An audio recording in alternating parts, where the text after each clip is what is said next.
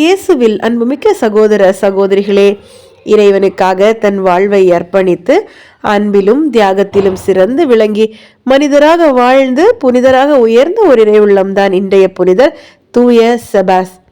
இன்று நம் நினைவு கூறும் செபாஸ் 439ஆம் ஆண்டு கப்படோசியாவில், அதாவது தற்போதைய துருக்கியில் உள்ள முடலஸ்கா என்ற இடத்தில் பிறந்தார். இவரது தந்தை ஒரு இராணுவ அதிகாரி. வேலை விஷயமாக செபாஸின் தந்தை அலெக்சாண்ட்ரியாவுக்கு மாற்றப்பட்டதால் செபாஸ் அவருடைய மாமாவின் கண்காணிப்பிலேயே வளர வேண்டிய சூழ்நிலை ஏற்பட்டது. இவரது மாமா இவரை கொடுமைப்படுத்த தொடங்கினார்.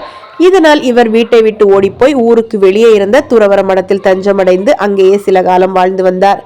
செபாஸிற்கு 18 வயது நடக்கும்போது புனித பயணமாக எருசலேமுக்கு புறப்பட்டு சென்றார். அங்கு இவர் தூய தியோதிக்சுஸ் என்பவரை சந்தித்தார். அவரோ வனத்தில் துறவியாக இருந்து தவ வாழ்க்கை வாழ்ந்து வந்தவர்.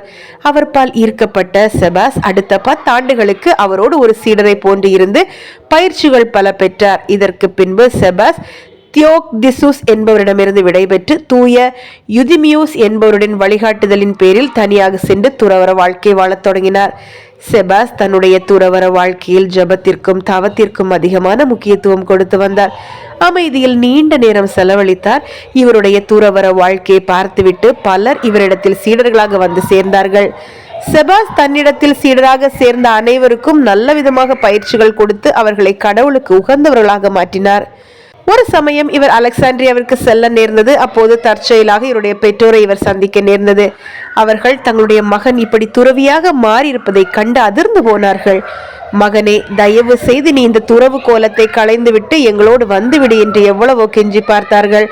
ஆனால் செபாஸ் தன்னுடைய முடிவை மாற்றிக்கொள்ளாமல் அப்படியே இருந்தார். இதனாலேயே கண்ணீர் வடிந்த கண்களோடு அவர்கள் அவரிடமிருந்து விடைபெற்று சென்றார்கள்.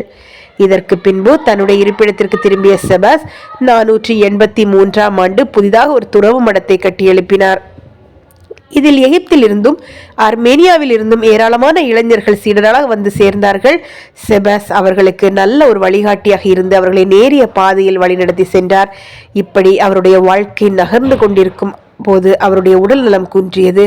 இதனால் அவர் 532ஆம் ஆண்டு டிசம்பர் 5ஆம் நாள் இறையடி சேர்ந்தார். தூய செபாஸின் நினைவு நாளை கொண்டாடும் நாம் அவரை போன்று ஜப செயல் வீரர்களாவோம். அதன் வழியாக இறையருள் நிறைவாய் பெறுவோம். நாளை மற்றொரு புனிதரின் புனித வாழ்வினை தரிசிப்போம். நன்றி.